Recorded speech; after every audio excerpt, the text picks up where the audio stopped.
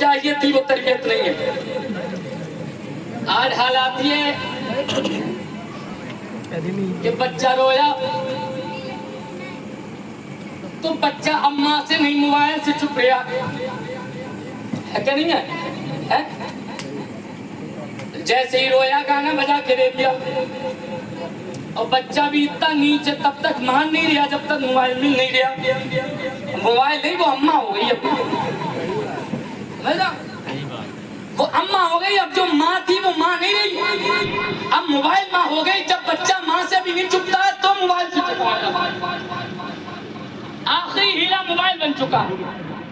اللہ کی قسم اے میری ماں, تم نے کون سا راستہ اختیار کر لیا کہ تم نے کون سا طریقہ اختیار کر لیا کہ میں تجھے بتاؤں کون سا طریقہ تیرا ہونا چاہیے. تیرا موبائل والا طریقہ نہیں ہونا چاہیے, تیرا گانے والا طریقہ نہیں ہونا چاہیے, بلکہ تیرا طریقہ تو یہ ہونا چاہیے جب تجھے بچے کو دودھ پلانا ہو تو تم وضو کرنے کے بعد اپنے بیٹے کو آغاز میں لینے کے بعد اسے دودھ پلانا شروع کرے. اور تیری زبان پہ کلمہ طیبہ ہونا چاہیے, تیری زبان پہ نعت مصطفیٰ ہونی چاہیے, تیری زبان پہ درود پاک ہونا چاہیے, تیری زبان پہ ذکر رسول ہونا چاہیے. کیونکہ جیسے جیسے بچے کے جسم میں ماں کا دودھ جائے ویسے ویسے اس کی چھٹی میں ذکر مصطفیٰ بھی پلا دیا جائے, نعت مصطفیٰ بھی پلا دیا جائے, درود مصطفیٰ بھی پلا دیا جائے.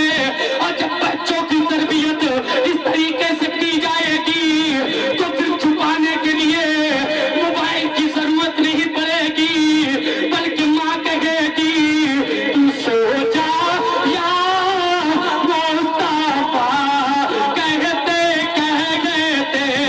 تو سو جا یا مصطفیٰ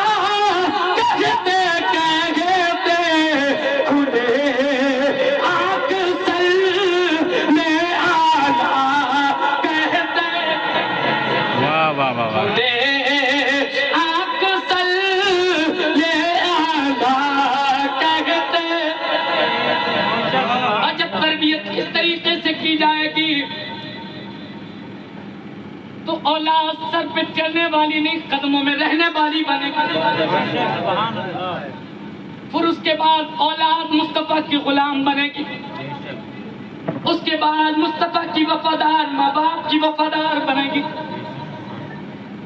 لیکن کہاں غلام مصطفیٰ ہو, تو سوچ رہی میرا بچہ جو ہے فلاں ایکٹر بن جائے, فلاں ایکٹر بن جائے, فلاں ایکٹر بن جائے.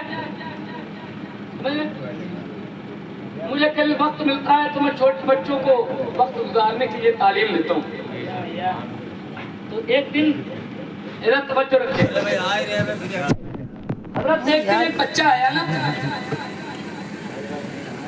اپنے سر پہ بڑی ٹوپی مار کے. میں نے کہا بھائی ادھر کیا بات ہے, سر پہ جو ہے ٹوپی کانوں تک لگائے ہوئے. جب میں نے قریب بلایا تو میں نے کہا ذرا ٹوپی اتار. اب ٹوپی اتاری, چھوٹا سا بچہ. تو میں نے کہا یہ بال کس نے کٹائے؟ تو کہہ رہا میں خود کٹا کے آیا تھا. تو میں نے کہا تو خود کٹا کے آیا, تجھے کیسے پتا کہ ایسے بال کٹانے کہ سائٹیں جو ہے پوری مڑا دینی, اوپر کے بال جو ہے پوری جیسے کھڑے کر لینے. یہ بتا تجھے کس نے بتایا کہ بال ایسے کٹانے؟ تو کہہ رہا وہ امی نے کہا تھا, یہ جا کے کہہ دیو کہ وہ ہری سنگھ والے کہا. سمجھ رہے, یہ ماں اس کو غیرت نہیں, یہ بچے کو فلاں ایکٹر کی طرح بنانا چاہتی, فلاں ایکٹر کی طرح بنانا چاہتی, فلاں ایکٹر کی طرح بنانا چاہتی. بند کر لو. سمجھ رہے,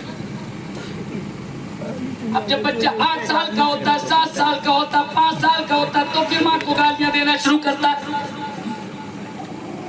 پھر باپ کو گالیاں دینا شروع کرتا ہے.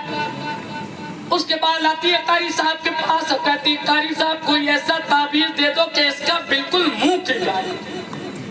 سمجھ بالکل اس کا جابو بند ہو جائے, جب کسی کو کوئی گالی دے نا.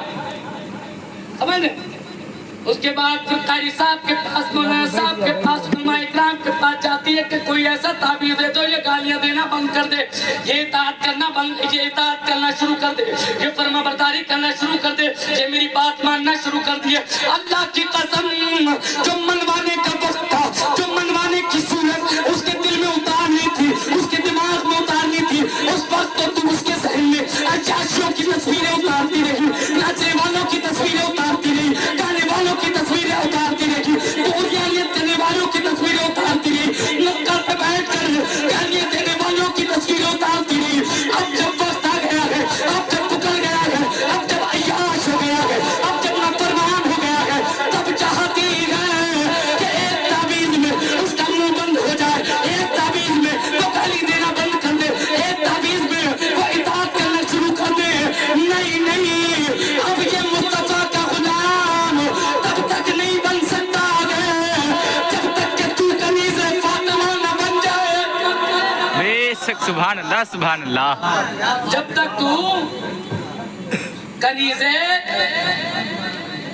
فاطمہ نہ بن جائے۔